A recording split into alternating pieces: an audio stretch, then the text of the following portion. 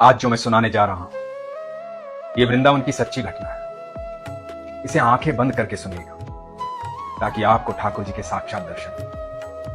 हरे कृष्ण दोस्तों, मैं हूं अनुज शर्मा। बात बहुत साल पहले की, चांदनी रात थी। मंदिर के द्वार बंद हो गए थे। धीरे धीरे बाजार भी बंद होने लगा। चारों तरफ चांद की चांदनी छाई हुई। चांद की रोशनी में यमुना नदी, भगवान का भवन, मां राधा रानी का महल, कुंज की गलियां, पेड़ पौधे, निधिवन बहुत सुंदर लग रहा था। ठंडी ठंडी हवा चल रही थी। कुछ एक लोग पान की दुकान पर खड़े थे। पान की दुकान से एक व्यक्ति अपने घर की तरफ बढ़ा और उसने देखा कि रात्रि के 11 बज चुके हैं। सारा बाजार बंद है, सुनसान गलियां हैं, लेकिन एक दुकान से रोशनी आ रही है। एक मिठाई की दुकान, हलवाई की दुकान। व्यक्ति वहां गया और उसने देखा कि एक बूढ़े बाबा लड्डू बना रहे हैं। तो इस व्यक्ति ने कहा कि बाबा, रात के 11 बज गए हैं, आप अब भी मेहनत कर रहे हैं, घर जाइए, बहुत रात्रि हो गई। बाबा ने हंसते हुए कहा कि बेटा, पापी पेट का सवाल है, काम तो करना ही पड़ेगा। सुबह किसी का ऑर्डर है, इसलिए लड्डू बना रहा हूं। तो इस व्यक्ति ने हरे कृष्ण बोला, राधे राधे बोला और चला गया। बाबा लड्डू बनाने में व्यस्त हो। लड्डू बना रहे थे, थोड़े से और बाकी थे बनाने। सहसा ध्यान आया उनको कि आज लड्डू बनाने में इतना व्यस्त हो गया, काम का इतना बोझ हो गया कि रोज मंदिर बंद होने से पहले ठाकुर जी के दर्शन करने जाता था, आज तो मैं वहां भी नहीं गया। और आंखें बंद की और मन ही मन ठाकुर जी के दर्शन किए, बिहारी जी के दर्शन। बिहारी जी को देखने लगे, क्षमा मांगी बिहारी जी से कि बिहारी जी आज आ नहीं पाया आपके पास। और जैसे ही आंखें खोली, सामने एक 10 साल का सुंदर सा बच्चा खड़ा है। अद्भुत तेज है उसके चेहरे पर। सांवला सा बच्चा है, खूबसूरत बच्चा, अलग ही आभा है। बाबा देखकर स्तब्ध रह गए कि इतनी रात्रि में बच्चा कहां से आया। तो बच्चा बोलता है, बाबा बहुत भूख लगी, लड्डू खाने का मन है, लड्डू दे दो। तो बाबा देखते रहे उसे। तो बच्चे ने कहा कि बाबा, ये मेरा कंगन ले लो, मुझे लड्डू दे दो। बाबा ने देखा कि बच्चा अपना कंगन दे रहा है, लड्डू मांग रहा है। तो बाबा ने कहा कि बेटा कोई बात नहीं, तुझे लड्डू खाना है तो लड्डू ले ले, मुझे कंगन नहीं चाहिए। तुझे और भी कुछ खाना है मेरी दुकान से तो ले ले, मुझे कुछ नहीं चाहिए, ले ले बेटा। और बच्चे ने कहा कि नहीं बाबा, आप कंगन लोगे तभी मैं लड्डू लूंगा, आप कंगन नहीं लोगे तो लड्डू नहीं लूंगा, फिर मैं भूखा चला जाऊंगा, मुझे बहुत जोर से भूख लगी।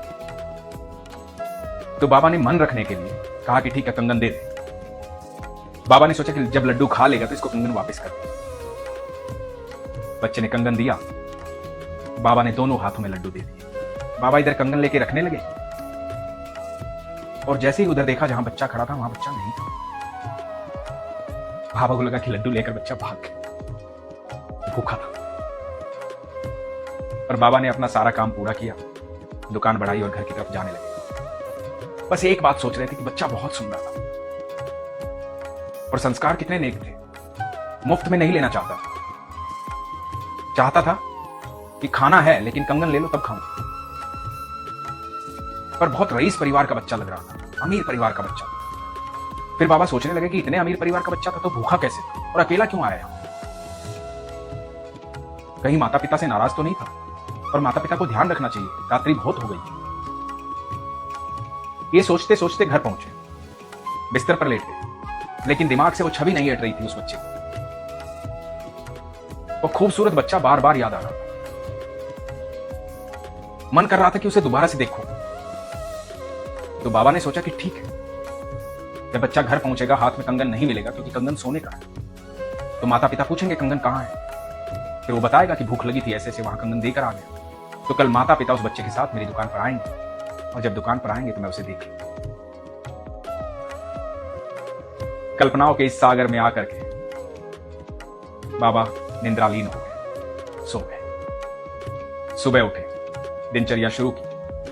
उठते ही दिमाग में फिर वही बच्चा चल रहा था कि आज बच्चा आएगा अपने माता पिता के साथ, उसको कंगन लौटाऊंगा।